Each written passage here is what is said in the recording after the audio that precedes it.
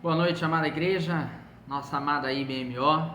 Quero saudar a todos na graça e na paz do nosso Senhor e Salvador Jesus Cristo. Amém?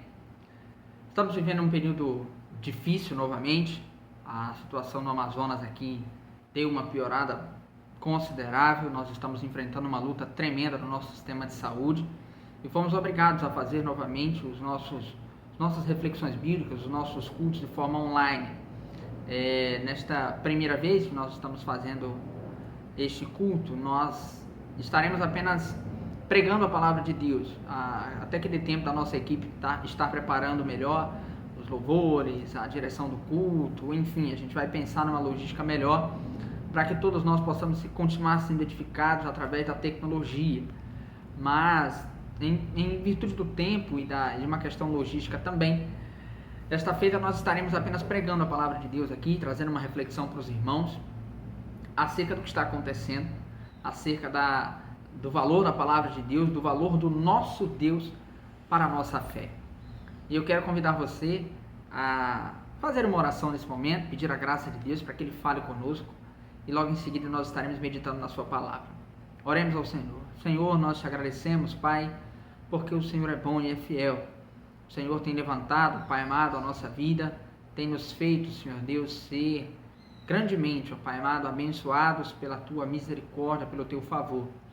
Te peço, ó Deus, que a Tua benevolência, Pai, possa estar alcançando cada um dos nossos irmãos em seus lares, esteja aonde quer que os Teus filhos estejam.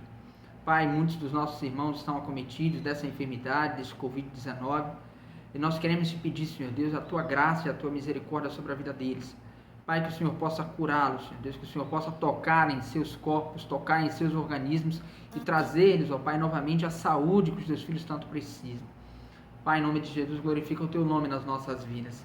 Não nos permita esmorecer, Pai, mas possamos continuar firmes, inabaláveis na fé em Jesus, porque o Senhor é bom e a sua misericórdia dura para sempre.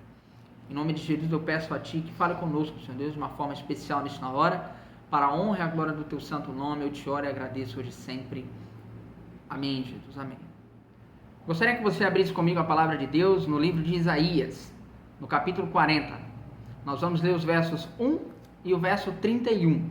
É o primeiro e o último versículo do capítulo 40 de Isaías. Abra sua Bíblia aí, no livro de Isaías, no profeta maior, capítulo 40, versículos 1 e 31. Diz assim a palavra do nosso Deus: Consolem o meu povo, diz o Deus de vocês. Mas aqueles que esperam no Senhor renovam as suas forças, voam bem alto como águias, correm e não ficam exaustos, andam e não se cansam. O título da nossa reflexão nesta noite é Razões para confiarmos em Deus no meio de uma pandemia. A situação no Amazonas deu uma piorada considerável, como eu já falei para os irmãos. A questão da falta de cilindros de oxigênio nos nossos hospitais, o crescimento exponencial do índice de infectados com Covid-19. Nós tivemos vendo o noticiário e fomos informados de que no ano passado, a semana em que houveram mais contágios, foram contabilizadas mais pessoas com Covid-19, chegaram a 10 mil e algumas poucas pessoas a mais. Só na semana passada foram 14 mil pessoas que foram infectadas, ou seja, nós já superamos a primeira vez em que estivemos sob o impacto poderoso da pandemia. E assim, a nossa situação é caótica, tão caótica que vários artistas se mobilizaram aí no Brasil inteiro para poder ajudar na distribuição de cilindros de oxigênio para os nossos amados irmãos, nossos queridos amazonenses, manauaras, que estão sofrendo com isso no hospital. A situação não está fácil, é verdade. A situação é complicada, é verdade. E tornou-se corriqueiro algumas pessoas olharem para Deus e dizer: poxa, o Senhor não se interessa pela minha situação? O meu Deus não considera a minha causa? O versículo 27 de Isaías 40 diz isso. O povo de Israel estava reclamando disso. Reclamando que o Senhor não estava dando atenção ao sofrimento de Israel. E hoje é bem comum nós podermos ouvir pessoas abordarem esse tipo de perguntas, nos abordarem com esse tipo de pergunta, para saber se o Senhor está está olhando ou não para o Amazonas, está atento ou não à nossa situação. Vamos entender o contexto de Isaías 40, em que o profeta Isaías escreve para um povo que estava cativo há vários anos. Há vários anos o povo de Israel estava cativo, primeiro na mão dos babilônicos, com o rei Nabucodonosor. E depois que o Império Babilônico foi tomado pelo Império Medo-Persa, eles passaram ao domínio de um imperador chamado Ciro, que era muito mais poderoso, construiu um império muito maior do que o de Nabucodonosor. Se você colocar na sua mente, o povo de Israel se encontrava, você pode imaginar o povo, algumas pessoas em volta de uma fogueira, numa nação estrangeira, talvez escondidos, ou talvez oprimidos, ou talvez aprisionados até, dentro de uma nação estrangeira em que eles foram tomados como cativos, não tinham direito de nada, absolutamente nada. E aí nós podemos verificar que a situação de Israel também não era fácil. Assim como a situação do Amazonas não é fácil, a situação de Israel também não era. E é interessante que o capítulo 40 vai começar com essas palavras: consolem o meu povo. O livro de Isaías, do capítulo 1 ao capítulo 39, é apenas juízo de Deus. É o Senhor aplacando a sua ira sobre Israel, mostrando, provando para eles o porquê de tal sofrimento. Mas no capítulo 40, você começa com essa mensagem: consolem o povo de Israel. O que é interessante, irmãos, é que a nossa realidade no Amazonas hoje talvez esteja vindo para nós como uma realidade chegou para o povo de Israel. Olhar para dentro, para toda a nossa situação e pensar: onde é que está o Senhor? Onde é que está o nosso Deus? O que está acontecendo? Será que Ele está no comando? Será que Ele está no controle? E se você parar para prestar atenção, se você ler no verso 9 de Isaías, ele vai dizer que ele manda que Isaías suba a um monte alto, fale com ousadia, com firmeza, uma frase, para que o povo de Israel se lembre das promessas de Deus. E a frase é o seguinte: aqui está o seu Deus. Eis o seu Deus. O Salmo 46, verso 10, diz assim, o Senhor diz assim: aquietai-vos e sabei que eu sou Deus. Mas o que essa informação vem a calhar na nossa situação? Será que como povo de Israel nós podemos confiar, nós podemos acreditar, nós podemos crer numa mudança de situação? Será que confiar no Senhor faz toda a diferença? Meus irmãos, se nós quisermos glorificar o nosso Deus em toda essa situação caótica que nós estamos vivendo, nós precisamos confiar no Senhor, apostar todas as nossas fichas em Jesus, no nosso Deus. E o capítulo 40 de Isaías apresenta várias razões, nós queremos discorrer aqui sobre algumas delas, em que nós podemos confiar no Senhor. Por que nós podemos confiar no nosso Deus? Porque confiar em Jesus ainda é e sempre será a principal característica do povo de Deus, a principal válvula de escape, a principal razão de fé do povo do Senhor. Em primeiro lugar, a primeira razão que ele nos apresenta no versículo 12. Diz assim a palavra do Senhor, acompanhe comigo na sua Bíblia. Quem mediu as águas na concha da mão, ou com um palmo definiu os limites dos céus? Quem jamais calculou o peso da terra, ou pesou os montes na balança e as colinas nos seus pratos? A primeira lição que eu aprendo sobre confiar no Senhor é porque Ele tem todo o poder. Por que eu devo confiar no Senhor? Porque Ele tem todo o poder sobre a criação. Todo o poder sobre a criação, sobre a natureza. O nosso Deus tem. No verso 12 são mencionados os mares, a expansão dos céus e a própria terra. Você já viu quanta força tem o oceano? Você já parou, já viu as crianças brincando na beira da praia, resistindo à força das ondas?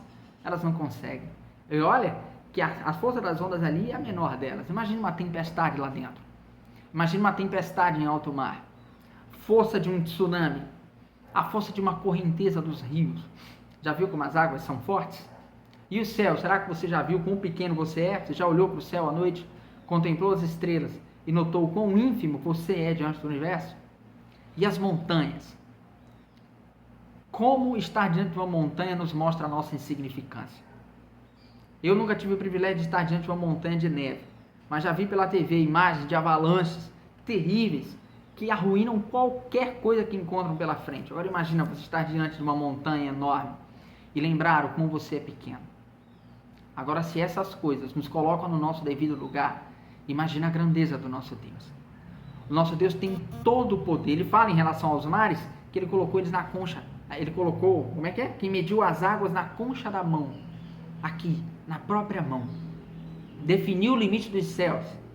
Os céus têm limite para mim e para você? Não, né? Mas para o nosso Deus tem. Quem definiu esses limites? E quem pesou, colocou os montes na balança e as colinas nos seus pratos? O nosso Deus é infinitamente transcendente a todas essas coisas. Por mais grandiosas que elas sejam, não são nada comparado ao nosso Deus. Ele tem todo o poder. Lembra do nosso Jesus que ordenou ao mar: aquieta-te. E na mesma hora o vento e o mar se acalmaram. O nosso Deus tem todo o poder sobre a criação. E o que dirá acerca de um vírus?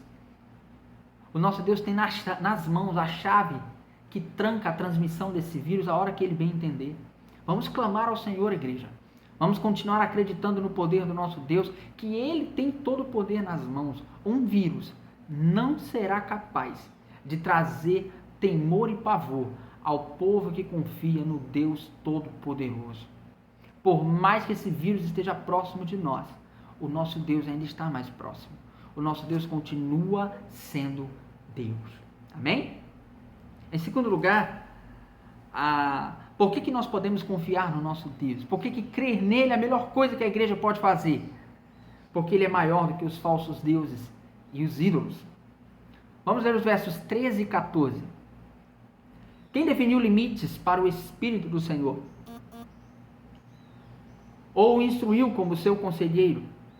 A quem o Senhor consultou que pudesse esclarecê-lo e que lhe ensinasse a julgar com justiça? Quem lhe ensinou o conhecimento ou lhe aponta o caminho da sabedoria? Quem? Meus irmãos, o que esse texto tem a ver com os ídolos? Muita coisa. No panteão dos deuses babilônicos, o nome do deus Merodach, ele era o principal dos deuses. No panteão babilônico, ele era o principal. Assim como Zeus no panteão do Olimpo, lá dos gregos, assim como o deus Ra, para os deuses do Egito, era um deus supremo, o deus Merodach era o deus supremo dos babilônicos. Acontece, irmãos, que no entendimento babilônico, Merodach ele convocava um conselho com outros deuses. Eles consultavam, fazendo uso dos seus conhecimentos específicos. Deus da guerra, Deus dos mares, Deus do amor, Deus do vinho, enfim, vários e vários deuses. Ele fazia conselho com os seus deuses subordinados, para que pudessem usar o conhecimento específico deles para tomar decisões. O que é interessante é que todas as perguntas do verso 14, o que diz o verso 14? A quem o Senhor consultou que pudesse esclarecê-lo, e que lhe ensinasse a julgar com justiça? Quem lhe ensinou conhecimento ou lhe aponta o caminho da sabedoria? Todas essas perguntas têm um retumbante ninguém como resposta. A quem o Senhor consultou para ser sábio? Ninguém. Quem foi que ensinou o Senhor a ser justo? Ninguém. O Senhor é autossuficiente. Ele é a própria justiça, a própria sabedoria, o próprio poder. Meus irmãos, essa é uma declaração clara da supremacia de Deus sobre os supostos deuses babilônicos. O Senhor se apresenta ao seu povo: vamos confiar em mim, confie em mim. Que razões eu dou? Porque eu sou superior aos deuses babilônicos. A qualquer ídolo que aparecer, eu sou superior.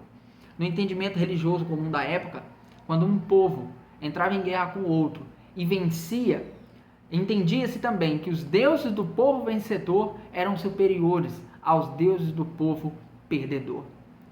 Então, quando Babilônia tomou, lá no passado, quando Babilônia tomou Israel, significa que os deuses babilônicos eram mais poderosos do que o Yahvé, o Jeová? De jeito nenhum. O que aconteceu, na verdade, é que o povo de Israel, se você ler os capítulos 1 a 39 de Isaías, você vai perceber que Isaías culpa o povo de Israel pelo seu próprio cativeiro, porque eles haviam feito um pacto com Deus. Deus havia sido claro com eles em Deuteronômio 28, as bênçãos e as maldições decorrentes da desobediência ou da obediência. O povo de Israel havia furado. O povo de Israel havia quebrado o pacto com Deus e se prostituído com outros deuses. Então, o Senhor retirou a sua mão protetora sobre Israel e usou Babilônia como juízo dele mesmo para com o seu povo. Deus é soberano sobre todos e sobre tudo. Irmãos, sobre qualquer Deus, sobre qualquer outra opção que apareça por aí. É muito fácil na hora do desespero as pessoas buscarem outras alternativas. Vamos tomar banho de sal. Vamos botar folha de arruda. Vamos trevo de 4 folhas. Vamos apelar para todos os santos. Não. Nós só apelamos ao nosso Jesus. Só apelamos ao nosso Deus. Só apelamos àquele que tem todo o poder. Porque Ele é superior aos deuses e aos ídolos. Amém? Em terceiro lugar, nos versos 15 a 17, nós aprendemos a terceira razão pela qual nós podemos confiar no Senhor. Diz assim a palavra de Deus: na verdade, as nações são como a gota que sobra do balde. Para ele, são como o pó que resta na balança. Para ele, as ilhas não passam de um grão de areia. Nem as florestas do Líbano seriam suficientes para o fogo do altar. Nem os animais de lá bastariam para o holocausto. Diante dele, todas as nações são como nada, porque eles são sem valor e menos que nada. Terceira lição: o Senhor é soberano sobre as nações. Não há nenhum rei, nenhum governante, nenhum país no mundo que tenha valor excelso, valor maior do que o nosso Deus. O Líbano, na época, era conhecido pelas suas florestas de cedro. Essa árvore do cedro tinha uma madeira muito boa, usada para construção e para muitas outras finalidades. Mas ele diz que além da madeira, nas florestas, havia uns animais que habitavam lá, que também era uma gama de mercadoria excelente. Mas o Senhor é taxativo quando diz: nem todas as árvores bastariam para queimar o altar, para queimar a brasa do altar. E nem todos os animais dessa floresta seriam necessários, seriam suficientes, na verdade, para o fogo, para o holocausto, para o sacrifício. Irmãos, o nosso Deus é soberano, o nosso Deus é superior. Nabucodonosor mesmo foi um Deus que não deu glória a Deus. Foi um Deus que não, foi um rei que não deu glória a Deus. Ele não reconheceu a soberania de Deus, foi levado à loucura. E essa loucura, quando voltou da loucura, reconheceu: o Deus de Daniel lá é o Deus que dá reino a quem quer, tira de quem quer, oferece a quem quer, porque Ele é Deus, Ele é Senhor. Amém? Nós não podemos temer. Não podemos temer o que fazem esses chefes de Estado. Nós vemos pelo mundo afora ditadores e mais ditadores, tiranos e mais tiranos, megalomaníacos, pessoas cheias com mania de grandeza, que querem subir ao trono a despeito da vontade popular. Nós não precisamos temer, nós não precisamos temer a China, nós não precisamos temer a Rússia, não precisamos temer os Estados Unidos, não precisamos temer a ninguém, porque todas as nações estão abaixo do poder do nosso Deus. Falei de tirania dos Estados Unidos, eu sei que eles não são tiranos, mas são a maior potência do mundo. Mas mesmo que eles sejam tomados por alguma tirania, nós não precisamos temer nada, não precisamos temer a ninguém, porque temos o nosso Deus em quem confiamos. Em quarto lugar, nós vamos ler dos versos 18 ao 25 de Isaías, capítulo 40. Acompanhe comigo. A quem vocês compararão Deus? Como poderão representá-lo? Com uma imagem que funde o artesão e que o ourives cobre de ouro e lhe modela correntes de prata? Ou com o ídolo do pobre, que pode apenas escolher um bom pedaço de madeira e procurar um marceneiro para fazer uma imagem que não caia? Será que vocês não sabem? Nunca ouviram falar? Não lhes contaram desde a antiguidade? Vocês não compreenderam como a terra foi fundada? Ele se assenta no seu trono, acima da cúpula da terra, cujos habitantes são pequenos como gafanhotos. Ele estende os céus como um forro e os arma como uma tenda para neles habitar. Ele aniquila os príncipes e reduz a nada os juízes deste mundo. Mas eles são plantados ou semeados. Mal eles são plantados ou semeados. Mal lançam raízes na terra. Deus sopra sobre eles e eles murcham. Um redemoinho os leva como palha. Com quem vocês me compararão? Quem se assemelha assim a mim? Pergunta o santo. Amém. Quarto motivo pelo qual posso confiar em Jesus, o nosso Deus, porque Ele é incomparável, irmão. Não há nada que se compare ao nosso Deus. Aqui o profeta faz uma pausa retórica aqui e começa um sarcasmo. Ele começa a agir: vocês vão me comparar com os ídolos aí, que vocês fazem de ouro? Ou com o ídolo do pobre, que pode comprar apenas uma madeira? Cuidado, viu, pobre? Contrate um marceneiro competente para fazer um ídolo que não caia. Olha o sarcasmo do profeta. Olha como o Senhor se refere aos ídolos como nada. A quem nós podemos comparar o nosso Deus, irmão? O texto é claro quando diz que ele se assenta no seu trono, acima da cúpula da terra. É incrível como a palavra de Deus, ela usa determinadas linguagens para se aproximar ao nosso conhecimento, ao nosso entendimento. O Senhor não tem um trono onde ele senta, não, mas é porque a imagem de um trono, de um reino, transmite a mensagem de poder, de magnitude, de excelência. O nosso Deus governa sobre tudo e sobre todos, como um rei governava na época. Como um rei governava, como eles entendiam. Irmãos, vamos acreditar no nosso Deus novamente, vamos reatar a nossa fé com Ele, nossa fé nele. Olha, enquanto ele via exércitos e mais exércitos se movendo para batalhar, ele via todos de cima como gafanhotos, meros insetos. Os príncipes e as nações, ele cita de novo, são como nada. Mal eles são semeados, ele vai lá, dá um assopro e resolve a parada. Nosso Deus é incomparável, irmão. A qualquer momento ele pode soprar sobre esse vírus e cessar essa praga, cessar essa desgraça que acometeu a nossa cidade, o nosso país, o nosso planeta. Ele tem nas mãos todo o poder, irmãos. Vamos restaurar a nossa fé em Jesus. Vamos lembrar do quão poderoso é o nosso Deus. E em quinto e último lugar, para encerrar, porque o nosso Deus, ele merece toda a confiança. Nós acabamos de ver que ele é incomparável, que ele é soberano sobre as nações, que ele é soberano, ele é superior aos ídolos, aos falsos deuses, ele é, como diz o primeiro ponto, poderoso sobre a criação. Eu sei que dizer tudo isso é uma informação boa de se ter, mas Isaías guardou o melhor para o final. Por que nós podemos confiar no nosso Deus? Eu vou te dizer. Porque Deus demonstra o seu poder na vida do seu povo.